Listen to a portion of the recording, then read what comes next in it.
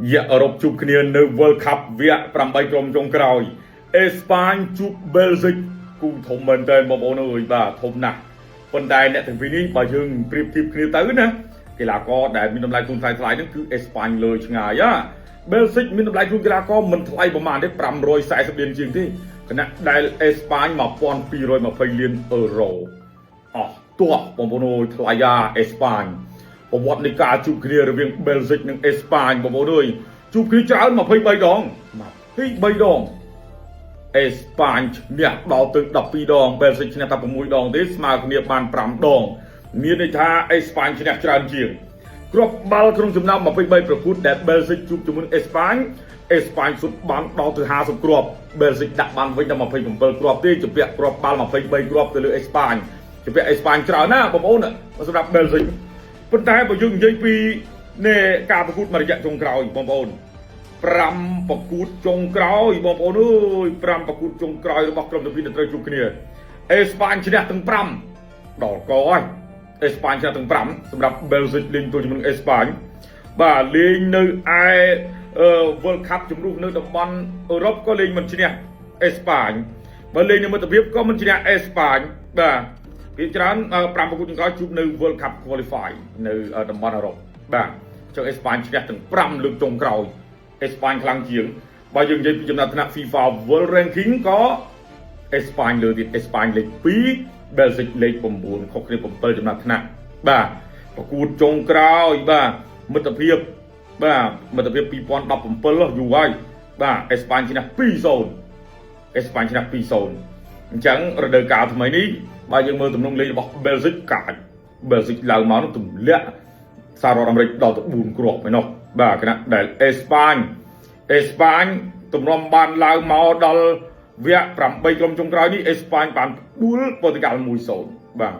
โปรตุเกสคือกะโหลกยะมวยได้เนอรบบ่าจังบ่ายังยี่ปีดำน้ำมากันเวียนี้เอสปานชนะบูได้บ่าคงจำนำปรำประกูดบ่าตามวิจัยบูหนึ่งเวียใน30กรัมเวียดอกประมุยกรัมบ่าชนะบูนสมามวยขณะแต่เบลซิกบ่าเบลซิกดำน้ำมากันเวียบ่าประมุยกรัมจงกราวนี้เบลซิกชนะใบสมาปีบ่าชนะใบสมาปีดำน้ำมากันเวียนี่คือเบลซิกหักบริเชเรียงละอะละอูจึงเอสปานเด็กมาบนบ่าดำน้ำคุณกีฬาก็เอสปานเลยจุกเรียบปรำกูจงกราวปรำประกูน้องคือเอสปานชนะทั้งออกเตียจังผมวัดระบบเบลซิกได้เล่นโดยจมูกกรมเอสปานคือยับเหมือนเต้นบ่ายับเหมือนเต้นខ្ញុំយល់ឃើញថាការប្រកួតមួយនេះល្អមើលគូសំតែមិនល្អមើលពេកទេខ្ញុំថា position ball អេស្ប៉ាញលើការសុទ្ធក៏អេស្ប៉ាញលើតែបេលហ្សិកសុទ្ធតិចភាគរយចំគោលដៅខ្ពស់អានឹងសម្រាប់បេលហ្សិកបាទខ្ញុំអត់អស់កាឡាទេបងប្អូនខ្ញុំទីលទ្ធផលយកទៅហ្មងសម្រាប់ការប្រកួតរវាងក្រុមទាំងពីរ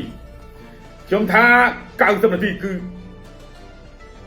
ដឹងអ្នកឈ្នះអ្នកចាញ់ដឹងអ្នកឡើងទៅកាន់វគ្គ semi final ជួបជាមួយនឹងបារាំងតែហ្មងបាទខ្ញុំថាអេស្ប៉ាញឈ្នះក្រុមបេលហ្សិក 2-1 អេស្ប៉ាញជាអ្នកឡើងទៅជួបបារាំងអេស្ប៉ាញឈ្នះត្រឹម90នាទី 2-1 បងប្អូនណាបាទនេះគឺជាការយល់ឃើញរបស់ខ្ញុំចាំមើលថាតើ90នាទីយប់នេះឬក៏120នាទីតើមួយណាជាអ្នកឡើងសម្រាប់បេលហ្សិកឬក៏អេស្ប៉ាញខ្ញុំថាអេស្ប៉ាញជួបបារាំងវគ្គ semi final ហើយអេស្ប៉ាញជួបបារាំងកាន់តែល្អមើលថែមទៀតបាទបងប្អូនយើងយល់ឃើញថាបេលហ្សិកឬក៏អេស្ប៉ាញអាចខមមិនដល់ទៅនៅខាងក្រោមបានអេស្ប៉ាញប៉ះបេលហ្សិកវិភាគការប្រកួតបាល់ទាត់ World Cup ឆ្នាំ2026វគ្គ8ក្រុមបាទជាមួយនឹង admin បន្តទៀតគោជលអេស្ប៉ាញប៉ះបិសាចក្រហមបេលហ្សិកបាទយប់នេះដល់ហើយបងប្អូនបាទម៉ោង2រំលងអាត្រៀតក្រុមដែលឈ្នះបាទគឺត្រូវឡើងទៅប៉ះបារាំងបាទនៅវគ្គ semi final ដែលទើបតែទម្លាក់មករកដល់លទ្ធផល2-0កាលពីយប់មិញដូច្នេះបាទសម្រាប់មតិយោបល់របស់បងប្អូនបាទគិតថាគូនេះបាទស៊ីគ្នាប៉ុន្មានសុទ្ធគ្នាប៉ុន្មានបាទឬក៏ក្រុមណាដែលឡើងទៅវគ្គបន្តខមមិននៅក្នុងវីដេអូម្នាក់មួយ admin នឹងបញ្ចេញមតិយោបល់របស់ admin ដូចគ្នាបាទចឹងសូមបញ្ជាក់ថាវគ្គនេះគឺវគ្គ8ក្រុមហើយណាបាទចប់វគ្គ8ក្រុមចូល semi final បាទវគ្គ4ក្រុមបាទចប់វគ្គ semi final បាទគឺត្រូវលេងយកលេខ3ចប់បាទគឺលេងវគ្គផ្ដាច់ព្រាត់អញ្ចឹងបាទសម្រាប់បងប្អូនបាទឱកាសក្នុងការទស្សនាវគ្គផ្ដាច់ព្រាត់នៅសន្តាគារ Sun and Moon កុំភ្លេចបាទចាយ Visa Card របស់ធនាគារ Asilda ឲ្យបានច្រើនអ្នកចាយច្រើនជាងគេបាទចំនួន25នាក់បាទនឹងត្រូវបានអញ្ជើញទៅចូលរួមទស្សនាផ្ទាល់បាទហើយពួកគាត់ក៏មានឱកាសក្នុងការនាំយកដៃគូបាទទៅជាមួយម្នាក់ដែរ បាទដើម្បីទទួលបានបទពិសោធន៍ថ្មីបាទស្នាក់នៅសន្តាគារទំនើបបាទពិសាហែឆ្ងាញ់បាទភេសជ្ជៈជាពិសេសគឺបានហូរសប្បាយបាទជាមួយនឹងបងប្អូនជាច្រើនដែលគាត់បានទទួលសនាជុំគ្នាហើយការប្រកួតបែបដាច់ព្រាត់បាទគឺធ្វើឡើងនៅថ្ងៃទី19ចូលថ្ងៃ20ថ្ងៃសៅរ៍ចូលថ្ងៃអាទិត្យបាទគឺវេលាម៉ោង2រំលងអាត្រិតបាទហើយផុតកំណត់បាទនៅក្នុងការចាយវីសាកាតបាទគឺយើងគិតត្រឹមថ្ងៃទី12ខែកក្កដាប្រហែលថ្ងៃទៀតហើយបាទអរគុណបាទអញ្ចឹងយើងចូលសាច់រឿងបាទនៃការវិភាគរបស់យើងវិញបាទអញ្ចឹងជាជំហានដំបូងយើងទៅចាប់អារម្មណ៍ប្រវត្តិនៃការជួបគ្នាកន្លងមក Bezic ធ្លាប់ឈ្នះអេស្ប៉ាញម្ដងបាទកាលពីឆ្នាំ1980កាលនោះលេង European Champion បាទគឺបាល់យូរ៉ូវគ្គចែកពូល Bezic ឈ្នះអេស្ប៉ាញទៅលទ្ធផល2-1អេស្ប៉ាញកាលនោះគឺអត់សូវខ្លាំងទេបាទធ្លាក់វគ្គចែកពូលហើយ Bezic ឡើងដល់វគ្គផ្ដាច់ព្រាត់ប៉ះអាល្លឺម៉ង់ខាងលិចចាញ់អាល្លឺម៉ង់ខាងលិចបានត្រឹមជើងឯករងប៉ុន្តែបាទចាប់តាំងពីនោះមកបាទជួបគ្នាជាហោហែសរុប10ដងអេស្ប៉ាញឈ្នះ Bezic 7ដងបាទហើយឈ្នះច្រើនគ្រាប់ទៀតមានតិចគ្រាប់ក៏មានច្រើនគ្រាប់ក៏មានហើយស្មើគ្នា2ដងបាទអញ្ចឹង Bezic ឈ្នះតែម្ដងទេបាទក្នុងការជួបគ្នា10ដងកន្លងមកហើយបើយើងមើលពីការលេងបាទសម្រាប់ World Cup ឆ្នាំនេះបាទគិតត្រឹមវគ្គ32ក្រុមបាទអេស្ប៉ាញទម្លាក់អូទ្រីស 3-0 ទម្លាក់ប៉ូទុយហ្គាល់ 1-0 បិទ clean sheet បាទគឺ perfect មែនទែនសម្រាប់ខ្សែការពារនៅអ្នកចាំទីរបស់អេស្ប៉ាញតម្លៃសម្រាប់ Bezic រៀងបាទប្រព្រឹត្តប្រប្រាស់បន្តិចតឹងណាស់បាទជាមួយនឹងសេនេហ្គាល់បាទសេនេហ្គាល់ដាក់ 2-0 មុនក៏វាបកចុងម៉ោងឈ្នះ 3-2 ឡើងមកជួបសហរដ្ឋអាមេរិកទម្លាក់សហរដ្ឋអាមេរិកទាំងភ្ញាក់ផ្អើលបាទគឺ 4-1 បាទធ្វើឲ្យពិភពបាល់ទាត់ភ្ញាក់ផ្អើលភ្លឺភ្នែកបាននឹងទម្រង់របស់ Bezic អញ្ចឹងហើយបាទក៏មកជួបគ្នានៅក្នុងវគ្គនេះបើយើងមើលពីទម្រង់កីឡាករវិញបាទកីឡាកររបស់ក្រុមអេស្ប៉ាញបាទគឺរឹងណាស់បាទពីក្រោមដល់លើបាទមានអ្នកចាំទី Unai Simon មាន Kubazi មាន Laporte មាន Cucurella និងកីឡាករផ្សេងទៀតនៅតំបន់ការពារខ្សែបម្រើមាន Rodri Gavi Olmo បាទ Pedri បាទមាន Jamal បាទហើយខ្សែប្រយុទ្ធបាទមានកីឡាករល្អៗដូចជា Ferran Torres បាទនិង Mikel Oyarzabal ដែលតែងតែសាររកគ្រាប់បាល់ជាហោហែបាទ Oyarzabal បាទមាន Nico Williams មានអីចឹងទៅចឹងអេស្ប៉ាញប្រមូលមកលើកនេះបាទគឺខ្លាំងច្រើនមែនទែនតម្លៃសម្រាប់ Bezic ក៏មិនធម្មតាដែរប៉ុន្តែខ្សែការពារមកល្មមទេបាទអ្នកចាំទីកូតូហបាទបានខ្លាំងហើយខ្សែបម្រើបាទមាន Raskin បាទមាន Onana បាទមាន Trossard មាន Telemans បាទមាន Luka Bakio បាទខ្សែប្រយុទ្ធឡើងជើងបាទ Carles Catalea បាទមាន Lukaku De Bruyne បាទ Doku សុទ្ធសឹងតែមិនធម្មតាដែរបាទសម្រាប់ក្រុមបាល់ទាត់ Bezic អញ្ចឹងបាទនេះជាព័ត៌មានក៏ដូចជាកីឡាករបាទក្នុងទម្រង់ដែលយើងបានឃើញកន្លងមកបាទសម្រាប់ក្រុមទាំងពីរការវិភាគនៅក្នុងយប់នេះបាទគឺ admin បាទសូមគិតថាក្រុមបាល់ទាត់ Bezic យប់នេះគឺនឹងបថុយលេងបាទប្រយុទ្ធទៅលើក្រុមបាល់ទាត់អេស្ប៉ាញព្រោះថា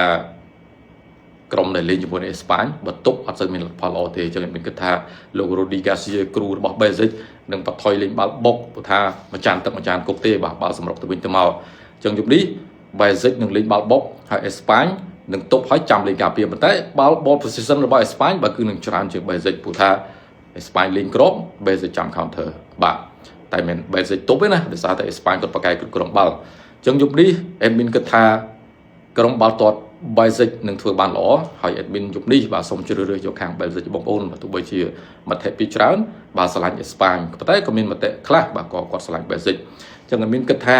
យប់នេះ Bezic បាទគឺនឹងឈ្នះអេស្ប៉ាញបាទដោយលទ្ធផល2-1 90នាទីប៉ុន្តែមានសំគិតមកផ្លូវទៀតបើសិនជា Bezic បាទនាំមុខឬក៏ឈ្នះ 2-1 បាទនាំមុខ 2-1 អេស្ប៉ាញនឹងអត់សុខចិត្តទេបាទនឹងលេខបុកត្រឡប់មកវិញហើយគ្របរហូតហើយតាមបាន2ស្មើបាទផ្លូវទី2អញ្ចឹងបាទគឺនឹងឈានចូលដល់ម៉ោងបន្ថែមប៉ុន្តែអត់មានសំបើកវងកញ្ចក់តិចដែលមានទាយថា Bezic ឈ្នះ 2-1 គឺ Bezic បាទលេងទម្រង់បុកបាទទៅលើអេស្ប៉ាញប៉ុន្តែបើករណីថាចៃដន្យអីបើគាត់ដូរចិត្តចង់លេងទប់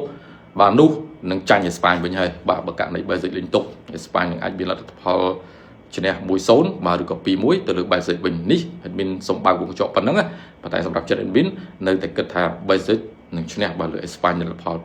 2-1 ហើយបើសិនជាថែមម៉ោង admin គិតថា15នាទី2ដងគឺអត់មានគ្រាប់ទេនឹងឈានចូលដល់ម៉ោង2នាទីបាទហើយបើ2នាទី admin អត់ទាយទេបាទគឺ 50-50 ទេបាទអ្នកណាប្រកែសុទ្ធអ្នកណាប្រកែចាំអីគឺយើងមើលតាមចាក់ស្ដែងអញ្ចឹងយើងរីករាយទស្សនាមើលទាំងអស់គ្នាបាទបើសិនបាល់2នាទីថាតើក្រុមណាមានលទ្ធភាពពេឈ្នះហើយឡើងទៅជួបបារាំងបាទនៅវគ្គ semi final អរគុណបងប្អូនបាទអញ្ចឹងនេះជាមតិយោបល់របស់ admin បាទហើយយើងនឹងចាំអ៊ុតចាំទស្សនាទាំងអស់គ្នាអរគុណបាទជួបគ្នានៅវីដេអូលើកក្រោយបាយបាទ